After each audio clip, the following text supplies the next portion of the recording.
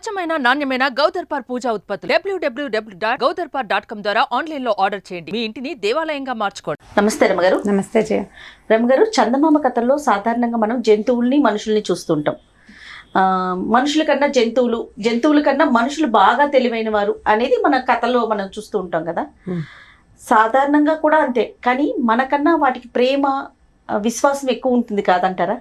జంతువుల్లో విశ్వాసం అంటే కుక్కలకే విశ్వాసం ఉన్నట్టు కనపడుతుంది, మిగిలిన ఏ జాతికి విశ్వాసం ఉన్నట్టుగా చూపించరు. లేదు, బహుశా ఓన్లీ కుక్కల వరకు అనుకోవాలి. కుక్క విశ్వాసం గల జంతువు అంటే ఒకటి కుక్క, సాధు జంతువు అంటే ఆవు. మిగిలిన వాటికి వాడు విశ్వాసం కలిగి ఉంటుంటే ఎప్పుడో ఏదో ఒకటి జరుగుతుంది, కానీ ఆ జాతిలో ఉండదు. జాతి లక్షణం కాదు, గుర్తు పెట్టుకునే జాతి కాదు, అది జాతులు కావు వాటివి. ఈ కథలు మనం ఏంటి రకరకాలు చెప్తాం కదా, కాకపోతే వాటికి మనకి విచక్షణ ఉంటుంది, వాటికి విచక్షణ లేదు. వాటికి అంటే తమ పని తమ చేసుకోవటమే గానీ ఇతరుల పని చెడగొట్టే తెలివితేటలు వాటికి ఉండవు. అవును, మనుషులకు అవి పుష్కలంగా ఉంటాయి. అవును, ఇది అది రెండు వస్తాయి కదా. అవును, తప్పించుకోవడం జంతువులకు వచ్చిన దానికంటే మనుషులకి బాగా వచ్చు. మాట్లాడే అవకాశం ఉందనుకో జంతువులతోటి సులువుగా తప్పించుకోవచ్చు. మనకి కథల్లో జంతువు మనిషి మాట్లాడుకున్నట్టు కనిపిస్తాయి. చందమామలో ఎక్కువ చూస్తూ ఉంటాం. ఒక కథ చెప్తాం చూడు. అలాగే బంగారు పిలక. పేరే చాలా నవ్వుతే, పేరే డిఫరెంట్ గా ఉంది, అయితే కథకి రెలవెంట్ గా ఉండదే అనమాట. జంతువులు మనుషులు కలిసి ఉన్నది. ఒక ఊళ్ళో ఒక బ్రాహ్మడు ఉన్నాడు. ఆ కాలంలో వ్యక్తులకి శిఖలు తల గుండు పిలక ఉండేవి కదా. బ్రాహ్మలు తమ శక్తి అనుసారం లోహాలతో చేర్చుకున్నారు. బంగారు పిలక, వెండి పిలక, రాగి పిలక, ఇత్తడి పిలక, ఇలా పిలకలు పెట్టుకునేవాళ్ళు. ఆ పిలకను బట్టి వాళ్ళ శక్తి కనపడుతుంది అనమాట. ఈయన బాగా ఆస్తిపరుడు, ఈయనకి బంగారు పిలక ఉంది. మనం జడలో పెట్టుకునే జడ తీసుకుని వెనకాల పెట్టుకునే చామంతి బిళ్ళ, పైన పెట్టుకునే నాగరలు, చందమామలు, చంద్రవంకలు, సూర్యవంకలు, వాటి వల్లే మన డబ్బులు తెలుస్తాయి, మన నగల వల్లే కదా. అలాగే ఈ బ్రాహ్మడు పెట్టుకున్నటువంటి శిఖ బంగారపదే వెండిదే అనే దాన్ని బట్టి ఆయన స్తోమత తెలుస్తుంది. కాదురమ్మ గారు, ఇది కథ అయినా నిజంగా అలా ఉండేవారు అంటారా? కథ అంతే, కథనే చెప్పుకోవాలి. అయితే ఈ బ్రాహ్మడట పక్క ఊరులో ఉన్న వాళ్ళ అత్తగారింటికి వెళ్దాం అనుకున్నాడు. అక్కడ ఏదో వ్యవహారం అయితే వెళ్ళదలుచుకుంటే ఏమైంది, చక్కగా తయారయ్యాడు, స్నానం సంధ్య తెమిల్చుకుని ఈ బంగారు పిలకని నెత్తి మీద పెట్టుకుని వెళ్తుంటే ఏమైంది, ఊరు దాటిన తర్వాత పొలిమేరలలో ఒక కుర్రాడు గొర్రెలు కాసుకుంటున్నాడు. వాడు పిల్లని గోవి వాయించుకుంటున్నాడు. ఆ పిల్లని గోవి సరదాలో పడి వాడు చూసుకోలే. ఈ గొర్రెలకి పక్కగా ఒక మూల ఒక నక్క పొంచుందిట. ఒకటో రెండో గొర్రెలు నేసిపోతుంది. ఈయన దూరం నుంచి నడిచి వస్తున్నాడుగా. ఈ కుర్రాడు వీడి పిల్లని గోవి, గొర్రెలు, మూల ఉన్న నక్క అన్నీ చూసేసాడు. చూసి ఓ అబ్బాయి చూసుకోరా, ఇక్కడ నక్క పొంచుంది అని చెప్పేసరికి అలా వాడేం చేశాడు, రాళ్ళు బెడ్డలు విసిరికొట్టి ఓ కర్ర విసిరేసి నక్కని బెదిరించి తోలేసి గొర్రెల్ని బాగా తనకు కనపడేలాగా ముందుకు జరుపు కూర్చోబెట్టుకున్నాడు. నక్క పారిపోయి ఏమనుకుంటే, ఎవరెవరా బ్రాహ్మడు పిలక వీడి వల్ల కదా నా తిండి పోయింది, లేకపోతే నా పిల్లలు హాయిగా 2 గొర్రె పిల్లల్ని మేసి సుఖంగా ఉండేవి, ఈ పూటకు తినేసి బ్రాహ్మడికి శాస్త్ర చేయాలనుకుంది. మధ్యాహ్నం అయ్యేసరికి ఈయన ఏం చేశాడు, ఓ చెరువు దగ్గర ఆగి మొహం కాళ్ళు చేతులు కడుక్కోవడానికి దిగాడు. అయితే నెత్తి మీద ఉన్న పిలక నీళ్ళలో కొంగినప్పుడు పడిపోదు, అసలే బంగారు పిలక. అందుకని ఏం చేశాడు, తన సామాన్లతో పాటు అంటే సంచి, ఓ బాణాకర్ర, వాటితో పాటు తన పిలకను కూడా తీసి అక్కడ భద్రపరిచి నీళ్ళలోకి దిగాడు. ఈయన మొహం కాళ్ళు చేతులు కడుక్కుని ఓ 4 మంచినీళ్ళు తాగి తెచ్చుకుని చెంబులోకి నీళ్లు ముంచుకుని, మంచినీళ్ళు తాగాలి కదా తినేటప్పుడు, తెచ్చుకునే లోపల ఈయన అక్క చల్లగా అక్కడికి వచ్చి ఈయన బట్టల్లో పక్కన పెట్టినటువంటి బంగారు పిలకను చేత్తో పుచ్చుకోవాలి, నోటితో కరుచుకుని పట్టుకెళ్ళింది. ఈయన ఏం చేశాడు, పైకి వచ్చి మెల్లిగా సంచిలోంచి ఏదో ఫుడ్ తీసుకున్నాడు, తిండి ఏదో తెచ్చుకున్నాడుగా మధ్యాహ్నం తినడానికి. అది తిన్నాడు. సరే వస్తువులన్నీ సవరించుకుని పిలక పెట్టుకుందామని చూసేసరికి పిలకలేదు. అయ్య బాబోయ్, ఇదేంటి, ఇది ఎలా మిస్ అయిపోయింది, బాగా ఆలోచించాడు. దారిలో ఎక్కడా పడిపోవాలి, ఖచ్చితంగా నేను తీసాను, నాకు గుర్తుంది. చూస్తే తన సామాన్ల పక్కన నక్క నుంచున్నట్టుగా దాని పాదాల గుర్తులు, పరిగెత్తినట్టుగా దాని కాళ్ళ గుర్తులు కనపడ్డాయి. కాబట్టి నక్కే తీసిందని అర్థమైపోయింది. ఇందాక ఫుడ్ చెడగొట్టాను కాబట్టి దాని తిండి చెడగొట్టేశాడు. అందుకని అది ఈ పని చేసిందని ఏం చేశాడు, నక్కని వెతకడానికి పోయాడు. ఆ పొదలో ఈ పొదలో వెతుకుతుంటే అతను వంగి చూస్తున్నాడు, ఎక్కడుందని. నక్క పొట్టిది కదా జంతువు, ఎక్కడైనా దాక్కుందని చూస్తున్నాడు. ఈ కిందకి చూసే క్రమంలో చుట్టుపక్కల వాతావరణాన్ని అబ్జర్వ్ చేయలే. ఆ పొదలు ఈ పొదలు కదిపేసరికి ఓ పొదలో వచ్చి గుర్రమంటూ పెద్ద పులి ఒకటి బయటకు వచ్చి సమయానికి వచ్చావు, నాకు దాహం వేస్తుంది, రామని పిలిచేసరికి బ్రాహ్మడు బెదిరిపోయాడు. అయ్యి బాబు, ఇది ఇంకా ఏమైనా ఉందా మన మీద పడుతుంది, బాబు నన్ను వదిలేయమన్నాడు. వదిలేయమంటే పులింది, నాకు ఆకలి లేదయ్యా, ఎండగా ఉంది కదా, దాహం వేస్తావు, కాబట్టి నీ మెడ దగ్గర నరాన్ని అలాగా కొరికి ఓ 4 రక్తం పీల్చితే వెళ్ళిపోతాను, కమ్మగా ఉంటుంది మనిషి రక్తం, అంతే అనేసరికల్లా ఈ తెల్లబోయి ఏమన్నాడు, అమ్మ బాబు మెడ దగ్గర నరం తెంపాక ఇంక బతుకుంటాడా? తర్వాత ఏదో ఒకటి పిక్కు తింటుంది తన్ని.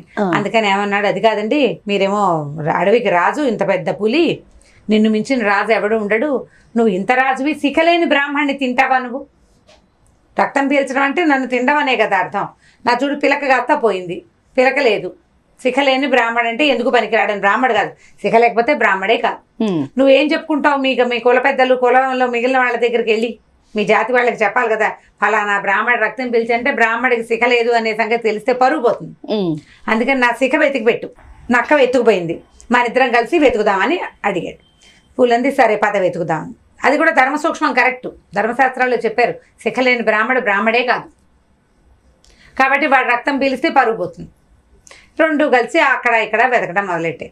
వీళ్ళిద్దరూ నడిచిపోతుంటే పైన ఒక మామిడి చెట్టు మీద నుంచున్న ఒక బొంతకాకి చూసి ఏం చేసింది, పైనుంచి కేకేసింది, పులిబాబా, ఆ జన్మ శత్రువు మనకి మనిషి, వాడితో కలిసి ఎందుకు వెళ్తున్నావంటే, ఈయన ఏం చెప్పింది పులి, ఈయన బ్రాహ్మడు, నాకేమో దాహంగా ఉంది, మెడనరం కొరికి రక్తం పీలుద్దామంటే ఈయనేమో నాకు శిఖ పోయింది, శిఖ లేని బ్రాహ్మడు రక్తం పీల్చకూడదని ధర్మ సూక్ష్మం ఒకటి చెప్పాడు, అది నిజమే, మన వాళ్ళల్లో నా పరుగు పోతుంది, అందుకని నక్క ఎత్తుకుపోయిందంటే నక్క కోసం వెతుకుతున్నావంటే కాకంది, నువ్వు మనిషి చాలా తెలివైనవాడు, నేను మోసం చేస్తాడంటే వీడికి అంత ఉందా, నేను వీడంతా చూస్తానంది పులి.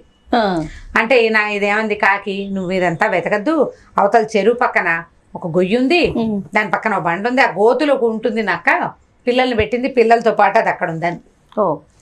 అది ఎక్కడో చూపించమన్నారు. సో ఫుల్ అడ్రస్ చెప్పేసింది. ఇప్పుడు బ్రాహ్మడు, పులి, కాకి ముగ్గురు కలిసి అక్కడికి పోయాక ఏం చేశారు, పిలవమంటే బ్రాహ్మడు అన్నాడు, ఇప్పుడు నేను పిలిచాను అనుకో నా గొంతు గుర్తుపట్టి అది పోని పులి పిలిస్తే భయంతో రాదు కాబట్టి ఇప్పుడు ఎవరు పిలవాలి, కాకిని పిలవమందామని కాకి దాన్ని పిలువు, నక్కని పిలవమంటే ఇదేం చేసింది, నక్క బాబా బయటికి రా, చుట్టాలు వచ్చారు, నీకోసం కడుపు నిండా ఆహారం తెచ్చారు, బయటికి రమ్మనేసరికి నక్క లోపల చిన్న కూతురికి జడేస్తుంది. జడేసి ఇప్పుడు పిలక పట్టుకొచ్చింది కదా, ఆ పిలకని దాని జుట్లో పెట్టాలన్నమాట. మా అబ్బాయికి ఎంతమంది కూతుర్లు సరదాగా చెప్పడానికి ఏముంది, 3 or 4 పిల్లలు ఉన్నాయి, చిన్న పిల్లకి జడేస్తోంది, జడేసి ఆ పిల్లకని అలంకరించాలి. అయితే ఏమైంది, నేను మా పిల్లకి జడేస్తున్నాను, ఇప్పుడు నేను రానంది అనేసరికల్లా ఇక వీళ్ళకి ఒళ్ళు మండిపోయింది బ్రాహ్మడికి. సరే ఏం చేశాడు, నువ్వు మళ్ళీ ఇంకోసారి పిలువని చెప్పాడు. ఈ జడేస్తున్నాను అనగానే పిల్లక అందులో పెడుతుంది బ్రాహ్మడికి అర్థమైంది, అందుకని ఈయన కోపం వచ్చిందనమాట. సరే మళ్ళీ పిలవమంటే కాకింది మళ్ళీ పిలిచిందనమాట. నక్క బావా నీకోసం రుచికరమైన పదార్థాలు వచ్చినాయి, ఒకళ్ళు కాదు 2 చుట్టాలు వచ్చారు, పెద్దవాళ్ళు, ఒకళ్ళు అడవికి పెద్ద, ఒకరు ఊరికి పెద్ద, నువ్వే పెద్దవని, నీకు అడవికి పెద్దవాళ్ళ తర్వాత నువ్వే పెద్దవాడివని నిన్ను పిలవడానికి వచ్చారని మళ్ళీ కేకేసరికల్లా 1, 2 అనేసరికల్లా ఊరు పెద్ద అడవి పెద్ద అనగానే దీనికి డౌట్ వచ్చింది. అసలే జిత్తులు మారిది. గట్టిగా వాసన పీల్చి చూస్తే ముందు మనిషి వాసన, తర్వాత పులి వాసన 2 వచ్చినాయి. ఊరు నాయను ఇంకేముంది, ఈ పిల్లక కోసమే వచ్చి ఉంటారు వీళ్ళని. ఏం చెప్పింది, అయ్యా గట్టు మీద ఒకళ్ళని పుట్ట మీద ఒకళ్ళని కూర్చోమను, నేను వస్తానని. అయితే సరే బ్రాహ్మడు ఏం చేశాడు, చెట్టు ఎక్కాడు, అక్కడ చెట్టు ఉంది, ఈ పులి గట్టెక్కి కూర్చుంది, చెరువు గట్టెక్కి. ఎప్పటికీ నక్క రాలేదు. రాకపోయేసరికల్లా పులికి కోపం వచ్చేసింది. ఈ బ్రాహ్మణుది నీకు పిలకాకర్లా గిలకాకర్లా, రా నువ్వు కిందకి అంటే, అలా కాదు నక్కుందో లేదో చూడు, నా పిల్లక దొరికాక నన్ను పీల్చేద్దు కానీ నీదే ఇష్టం. అక్కడి నుంచి ఏం చేసింది పులి, గబగబా ఈ కంత దగ్గరికి వెళ్ళి, ఒక గోతులో ఉంది కదా, ఈ నక్క ఏం చేసింది, ఇంత లోపల పిల్లల్ని తీసుకుని దానికి 2వ వైపు ఒక ఓపెనింగ్ ఉంది, ఆ పిల్లకి అక్కడ పారేసి తన పిల్లల్ని వేసుకుని పారిపోయింది. పోనీలే. అక్కడి నుంచి సరే ఈ పులి ఏం చేసింది, పంజా పెట్టి బాగా గోతుని తవ్వింది. పులి కాకి 2 లోపలికి వెళ్ళినాయి ఆ గోతులోకి. బ్రాహ్మడు చెట్టు ఎక్కాడు, దిగిరాల, దిక్కండా కూర్చుని ఉన్నాడు పైన. ఈ లోపలికి వెళ్ళేసరికల్లా ఏమైంది, వీళ్ళకి నక్క లేదు, దాని పిల్లలు లేవు, 2వ వైపు ద్వారం ఉంది, అటు వెళ్ళిపోయిందని తెలిసిపోయింది. అక్కడ ఇక్కడ చూస్తే ఆ బంగారు పిల్లక అక్కడే కనపడింది. అక్కడి నుంచి పిల్లక కనిపించింది, బంగారు పిల్లక అక్కడే కనపడేసరికల్లా ఈ పులి కాకి బయటకు వచ్చేసరికల్లా పులి అంది, బ్రాహ్మడా ఇదిగోరా అని పిలక కిందకు వచ్చి పిలక తీసుకో, నువ్వు పిలక పెట్టుకున్నాక నేను నీ మెడగనారం కోరికి రక్తం తాగుతానని అనేసరికల్లా బ్రాహ్మడు అన్నాడు, అమ్మో అలా కాదు, నాకు భయం వేస్తుంది కిందకి రావటానికి, ముందు అసలు నా పిలక నాకు పెట్టాలి ఫస్ట్, తర్వాత నా కొత్త ఆలోచన రావచ్చు అనేసరికల్లా నేను ఎట్లా వచ్చి చెట్టు ఎక్కి పెడతాను, నువ్వు పిచ్చి వేషాలు అంటే చిరుతపులిని పిలుస్తాను, అదైతే చెట్టు ఎక్కి నిన్ను దింపేస్తుందని పెద్ద పులి బెదిరించింది. అక్కడి నుంచి కాకంది సరేలే నేను ఉన్నా కదా నేను పెడతానండి. ఏం చేసింది, కాకి ముక్కును గడుచుకుని ఆ పిలకని పైకి తీసుకొచ్చింది. తీసుకొచ్చి బ్రాహ్మడికి ఇచ్చింది. బ్రాహ్మడు అన్నాడు, నేను ప్రాణభయం, నాకు చెట్టేమో చిటారు కొమ్మకి ఎక్కేశాను, దిగటం ఎలాగో తెలీదు, చెట్టు కొమ్మని 2 చేతులతో కావిటేసుకుని పట్టుకుని ఉన్నాడు. చెట్టు ఎక్కాక పట్టుకోవాలి కదా, అందుకని నా పిలక నువ్వే పెట్టమన్నాడు. కాకిని. ఆ కాకి ఏం చేసింది, ఆ ముక్కుతోటి కాళ్ళతోటి పెట్టడానికి వెనక నెత్తి మీద చేరింది. చేరంగానే బ్రాహ్మడు ఏం చేశాడు, ఓ చెయ్యి వెనక్కి పెట్టి చటుక్కున ఆ కాకిని పట్టేసుకున్నాడు. పట్టుకుని తనకు పై పట్టేది ఒక తువ్వాలు ఉందిగా, తువ్వాల్లో చుట్టాడు ఒక చేతితోటి, చుట్టి కిందకి పడేసాడు. పడేస్తే పులంది, ఏమిటి అవేవో పడేస్తున్నావు అంటే, నీకు బాగా దాహంగా ఉంది కదా, ముందు నువ్వు ఈ కాకి రక్తం పీల్చు తాగేసి, ఆ తర్వాత నువ్వు ఇంకా మంచి జంతువుని ఏదైనా చూసుకుందు కానీ నన్ను వదిలిపెట్టేయమన్నాడు. అనేసరికల్లా ఒప్పుకోలేదు పులి. సచ్చినా నేను కాకి మాంసం తిన్నాను, అది ఇంత ఉంటుంది, దానికి రక్తం ఉండేది ఇంత, అది నాకు సరిపోదు, నువ్వు బయటికి రా, నువ్వు కిందకి దిగి వస్తావా దిగిరావా, నువ్వు దిగిరాపోయినా నేను ఇక్కడే కూర్చుంటాను, సాయంకాలం దాకా చేసేవో చిరుత పుల్లని పిలుస్తా, ఒకటి కాదు 2, 3 పిలుస్తా, నేను ఒకదాన్ని ఇంత నెత్తురు తాగడం కాదు, మొత్తం అందరం కలిసి నేను నెత్తురు పిలిచి తినేస్తాను నేను. అనేసరిగా బ్రాహ్మడు వణిపోతున్నాడు, ఆంజనేయ స్తోత్రం చదివేసుకుంటాడు. మరి ఏం చేయాలి, ఏదో ఒకటి చదువుకోవాలి కదా. ఈ లోపల ఏమైంది, దూరం నుంచి శబ్దం అవుతుంది. ఈ బ్రాహ్మడు తలకాయ బాగా పైకెత్తి వంచి చూసేసరికల్లా జింకలు లేళ్ళు పరిగెత్తుకొస్తాయి. వచ్చేసరికి సరే ఏమన్నాడు, అబ్బో ఎన్ని జింకలు ఎన్ని లేళ్ళు అన్నాడు. అనేసరికి పులికి వెంటనే ఉత్సాహం వచ్చింది. జింకలు లేళ్ళు అనగానే ఎక్కడ అంటే అక్కడెక్కడో కనపడుతున్నాయి, చూడు చూడు ఎన్ని ఉన్నాయో చూడమంది.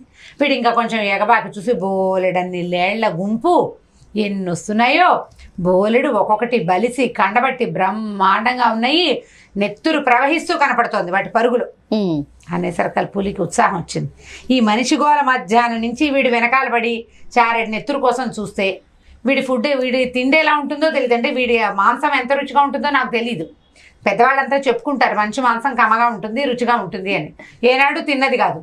లేడి మాంసం ఎలా ఉంటుందో మనకు తెలుసు, టేస్ట్ తెలుసు కదా, టేస్ట్ తెలుసు. ఓ పెద్దదాన్ని కొడితే శుభ్రంగా వారం రోజులకు సరిపడా ఫుడ్. ఈ మనిషి ఏంది, బ్రాహ్మడు, వీడు సన్నగా ఉన్నాడు. బాగా చూడు ఎటొస్తుందో చూడమని అడిగింది. అడిగేసరికల్లా బ్రాహ్మడు అన్నాడు, ఆ పక్కకు వస్తుంది, చెరువు వైపుకి వెళ్తుంది, నువ్వు ఇమీడియట్గా పరిగెత్తావా వెంటనే పట్టుకోగలుగుతావు ఒకదాన్ని అనగానే పూలు ఏం చేసింది, పరిగెత్తుకుంటూ వెళ్ళిపోయింది. పూలేటి పరిగెత్తగానే బ్రాహ్మడు గబగబా దిగేసేసి తన కర్ర చేత్తో పుచ్చుకుని ఇక ఒకటే పరుగు, బంగారు పిలక పెట్టింది కాకి, ఆ పిలకని జాగ్రత్తగా తీసి 2 పెట్టుకున్నాడు. ఇక పిలక ఉండకూడదు మనకని చెప్పి పరిగెత్తుకుంటూ ఈ పులి ఒక లేడీని వేటాడి ఇటు తిరిగి వచ్చే లోపల ఈయన ఊరు దాటేసాడు, అడవి దాటుకుని వెళ్ళిపోయాడు అనమాట అవతలకి. ఈసారి వచ్చేటప్పుడు ఒక్కడనే రాకూడదు, ఎవరైనా తోడు తీసుకురావాలనుకుని బతుకు జీవుడా అని పారిపోయాడు. ఇప్పుడు పులి ఏమైంది, అది లేడీని తిన్న తర్వాత ఇంకా దానికి ఆకలేదు దాహం లేదు, పైగా చీకటి పడిపోయింది. చీకటి పడుతుంది, మధ్యాహ్నం నుంచి ఈ కథ నడుస్తోంది కదా. చీకటి పడ్డాక అవి వేటకి గీటకి మనుషులను వెతుక్కుంటూ రావు, పోయి ఎక్కడైనా నీడ పట్టుకుని పోయి పడుకుంటాయి. తినేసింది హాయిగా, ఒక లేడీని పెద్దదాన్ని పడుకుని నిద్రపోయింది. కథ కంచికి మనం